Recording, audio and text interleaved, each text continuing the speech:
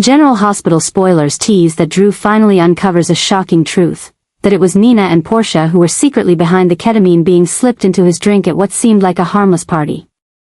When this truth is revealed, it not only leaves Drew stunned but also gives horrifying clarity to the chaotic memories, foggy gaps, and overwhelming sense of loss of control he had experienced. He cannot believe that the very people who once stood beside him, one being the ex-wife of the woman he loves, and the other a doctor who swore to do no harm, were the masterminds who drugged him, manipulated his perception, and twisted his reality for reasons still not entirely clear. But regardless of the motive, to Drew, this is more than betrayal, it's war. As the trauma begins to consume his mind, Drew realizes his entire life has been manipulated by hands that once seemed gentle. This truth doesn't just destroy his trust, it awakens a different version of him, one no longer calm or forgiving, but one ready to strike back. He begins to map out a plan for revenge, not just exposing Nina and Portia in court, but making them feel exactly what he went through: disorientation, deep anxiety, and the terrifying sense of being controlled while believing they were in control. Drew doesn't want those who hurt him to live peacefully in silence. He wants everything to explode, to face the harsh light of truth. And that's when things start to spiral. Pressure mounts from every direction: the media, Nina's business allies, and those trying to cover up Portia's medical misconduct, all closing in on Drew. But the more he's pressured, the more determined he becomes. He starts gathering evidence, tracking the women's movements, and quietly contacting witnesses who were present that night. Drew doesn't just want justice, he wants control over the narrative, shaping it into a weapon that throws Nina and Portia into the same chaos they inflicted on him. Nina, sensing the change in Drew's eyes and demeanor, begins to feel uneasy. She knows her past is far from clean, and if Drew brings it all to light, she stands to lose everything: her reputation, custody of her daughter, and her powerful position in the business world. Portia, as a doctor, understands better than anyone the severe legal consequences of intentionally administering a psychologically affecting drug without consent. The two women who once thought they controlled everything are now on the brink of collapse, living each hour with the fear of not knowing when, or how, Drew will strike. The most terrifying part? Drew isn't rushing. He's patient, cold, and calculating, exactly the kind of man they once believed he could never become. His silence, his small but deliberate moves, contracts withdrawn, events mysteriously cancelled, rumors leaking to the press, create a slow psychological torture. Every passing day isn't a delay, but a slow-burning torment. As the women begin to feel Drew's grip tightening, Drew doesn't need to scream. He doesn't need to go public, not yet.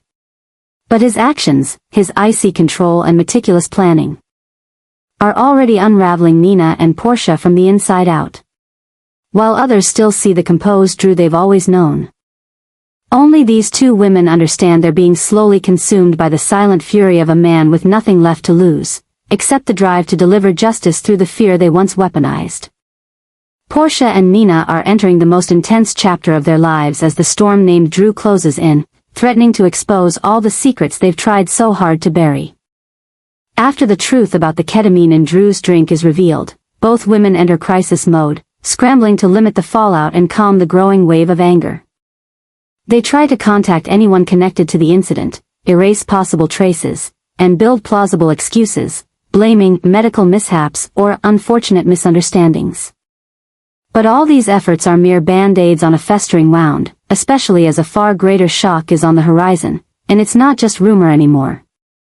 The situation spins out of control when Drew secretly obtains evidence, dissecting every detail, and especially when he recovers deleted messages between Jacinda, the nurse present that fateful night, and Portia. The recovered texts clearly show that Portia was the one who supplied the ketamine, handed it to Jacinda, and gave her covert instructions to put it in that glass, at that exact time. Any justification that it was for medical reasons, to calm Drew or help ease anxiety, becomes meaningless in the face of hard evidence. Portia was complicit in a premeditated act of drugging, and she cannot escape the legal consequences looming ahead. Nina, while a co-conspirator and the originator of the manipulation, may find ways to stall her reckoning thanks to layers of plausible deniability. But Portia, as a licensed doctor, the one who removed the drug from the medical supply, the one who spoke directly with Jacinda, is the most vulnerable link in the entire operation. Her use of ketamine, a powerful, strictly controlled anesthetic, outside of any emergency protocol, without patient consent, and without hospital oversight, transforms the case from an ethical violation into a serious criminal offense. Portia knows this. That's why she's living each day not just with the fear of being discovered, but of being arrested. Every time her phone rings, every knock on the door, she jumps, convinced it might be the police. The pressure tightens with every passing minute, leaving her isolated, panicked, and even fracturing her closest relationships, with Curtis, with Trina. She no longer sleeps. She's stopped going to the hospital. She's even started rewriting medical records, a desperate, doomed attempt to excuse the inexcusable. As for Drew, he doesn't need to declare war publicly. His actions are the declaration, silent but heavy with intent. He knows Portia will be the first to crack, not only because she's the weakest legal link in the chain, but because her conscience can't bear the weight of such undeniable guilt. Nina, cold and calculating, may find ways to survive. But Portia, with a doctor's heart and a mother's soul, will break under the burden of her own conscience, long before any court can convict her. And the craziest part is, Portia knows she's going to prison. She can feel it in every breath, every step, every cautious glance from colleagues who now look at her with suspicion. Her mental shift is no longer resistance, it's resignation. She's mentally preparing, even considering turning herself in, because she knows there's no way out. Every original calculation has failed. Every excuse has fallen flat.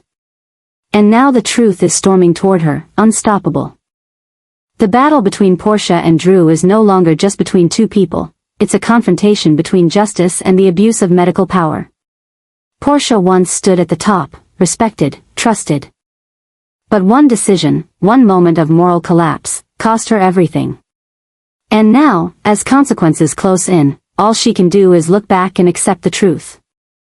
Truth cannot be buried, and the price of deceit is one no one, not even a doctor, can escape. Nina, facing the looming exposure as the mastermind behind the plot to drug Drew with ketamine, is swiftly shifting from a passive stance to a chillingly calculated and proactive one. She knows that if Drew gains full control of the situation, she'll lose all ability to steer the outcome. Having escaped scandals before, Nina understands there's no room for weakness or hesitation. This is not the time to beg for forgiveness, it's the moment to reclaim control. And she's fully prepared to strike before being taken down. Everything Drew is doing, gathering evidence, rallying witnesses, stirring public pressure, feels to Nina like a tightening noose. But rather than let fear consume her, she turns it into fuel for a counterattack. That begins with approaching Portia, the weakest link in the conspiracy, but also the one with the greatest legal exposure. Nina doesn't attack or threaten Portia, instead, she offers a door out, an alliance.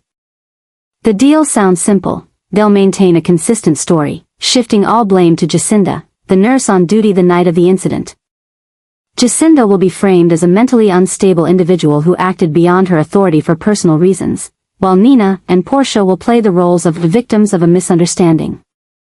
But beneath that simplicity lies a spine-chilling plan.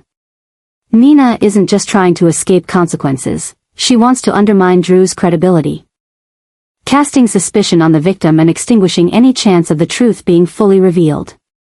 To do this, she activates her long-standing connections in the media and legal circles. She leaks misleading information, that Drew has had psychological instability since his release from Pentonville, that he's clashed with doctors before, even that he's used stimulants during high-stress situations without disclosing it. These small, strategic leaks start to tarnish Drew's image, planting doubt in the public's mind. Is he possibly fabricating this entire ordeal for revenge? With Portia, Nina goes further. She applies emotional pressure, invoking Trina, the honor of the family, and the fragile reconciliation with Curtis. If Portia is arrested, it all crumbles, not just her career, but the home they barely began to rebuild. Under this mental pressure, Portia falls deeper into Nina's alliance, even as her guilt tears her apart daily. Meanwhile, Drew continues his pursuit of the truth, believing that facts alone will carry the weight of justice. What he doesn't realize is that Nina, once shaken and seemingly remorseful, is secretly orchestrating a full-blown counter-campaign right behind his back. Evidence is being blurred. Witnesses are backing out, and his own reputation is now under assault, all part of a hidden war directed by Nina. And the most dangerous part? Nina doesn't intend to stop at defense. She's preparing for a decisive strike, one that, if launched at the right moment, could shatter Drew's credibility entirely.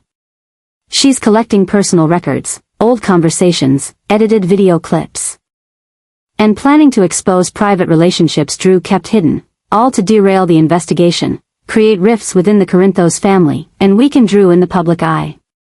To Nina, this is no longer about survival, it's about proving who controls the game. And if Drew believes the truth alone will win, he's in for a painful lesson, in Nina's world. Truth is just one tool, and victory belongs not to the righteous, but to the one who manipulates truth to their advantage. Portia, meanwhile, is facing the biggest crisis of her life after the hospital board officially announces her termination, a devastating blow to a career built on years of dedication, sacrifice, and excellence. But this isn't just a story about losing a job, it marks the start of a wild unraveling, where every shady decision once hidden behind a white coat is now being stripped away layer by layer. The hospital can no longer shield her, not after evidence links her directly to the illegal use of ketamine, smuggled out of the medical supply and used to manipulate Drew's mind. The case has surpassed administrative misconduct. Now, Portia is no longer a doctor, but the epicenter of a massive medical ethics scandal. Stripped of her professional identity, Portia spirals into emotional collapse. In the days following her dismissal, she isolates herself, not leaving the house, not speaking to the press, and cutting off all contact. She hasn't just lost a job, she's lost respect, admiration, and the trust of patients who once entrusted her with their lives. Everything she once stood for now feels cursed, turned against her. But the greatest tragedy isn't just personal, it's the collateral damage to those closest to her. Curtis and Trina, who initially held on to hope, are now feeling growing anxiety. This isn't just a legal issue anymore, it's bleeding into their personal lives, drawing media scrutiny and vague threats that arrive daily. What truly frightens them, though, is Drew's transformation. He is no longer just a victim. He makes no loud declarations, doesn't run to the press, but his silence is deadly. Every day, he brings in another ally, another witness, another lead, methodically constructing a machine that will unearth the truth with unstoppable momentum. Curtis, having lived through the underworld, recognizes that look in Drew's eyes, not simple anger, but the unyielding focus of a man deeply betrayed, now living for one purpose only, to expose those who stripped him of honor and trust. And Curtis knows, once Drew sets down this path, there will be no forgiveness at the end. If Portia truly played a major role, not just she, but anyone who defends or enables her, will be caught in the fallout. In the eye of the storm, Trina is overwhelmed by fear. She once believed she knew her mother. Once believed this might all be a misunderstanding. But now, seeing Portia's haunted silence, the distant looks growing more frequent, she starts to wonder. What else hasn't my mother told me?